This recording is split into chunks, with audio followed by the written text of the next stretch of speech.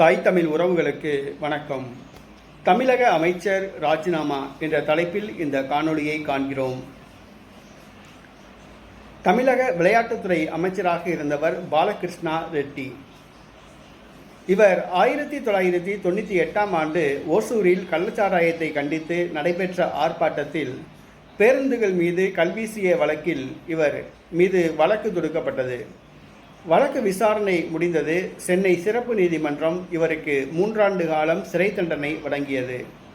இவர் 3 ஆண்டு காலம் சிறை தண்டனை வழங்கப்பட்ட பொழுது எடப்பாடி பழனிசாமி தலைமையிலான அமைச்சரவையில் இவர் அமைச்சராக இருந்தார். மக்கள் பிரதிநிதித்துவ சட்டப்படி 2 ஆண்டுகள் தண்டனை பெற்றவர்கள் அமைச்சர் பதவியில் இருந்து விலகிவிடுவார்கள், அமைச்சர் பதவியிலிருந்து நீக்கப்படுவார்கள். அதன் அடிப்படையில் 2019ஆம் ஆண்டு இவர் அமைச்சராக இருந்த பொழுது இந்த தீர்ப்பு வந்தது. ஆகவே தானாக முன்வந்து அமைச்சர் பதவியை ராஜினாமா செய்தார் பாலகிருஷ்ணா ரெட்டி.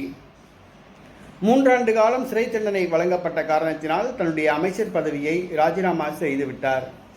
ஏறத்தாழ 5 ஆண்டுகள் கழித்து இந்த வழக்கின் மேல்முறையீட்டு வழக்கின் விசாரணை தீர்ப்பு வந்தது. அமைச்சர் பாலகிருஷ்ணா ரெட்டிக்கு வழங்கப்பட்ட 3 ஆண்டு சிறை தண்டனை ரத்து செய்யப்பட்டது. சமீபத்தில் ரத்து செய்யப்பட்டது. மீண்டும் அவர் அரசியலில் குதிக்க ஆரம்பித்துள்ளார். 1998ஆம் ஆண்டு பேருந்துகள் மீது கல்வீசிய வழக்கில் இவருக்கு தண்டனை வழங்கப்பட்டது. தண்டனை வழங்கப்பட்ட ஆண்டு 2019ஆம் ஆண்டு. அப்போது அமைச்சராக இருந்தார். 3 ஆண்டு காலம் சிறை தண்டனை விதிக்கப்பட்ட காரணத்தினால் தன்னுடைய அமைச்சர் பதவியை அவர் ராஜினாமா செய்துவிட்டார்.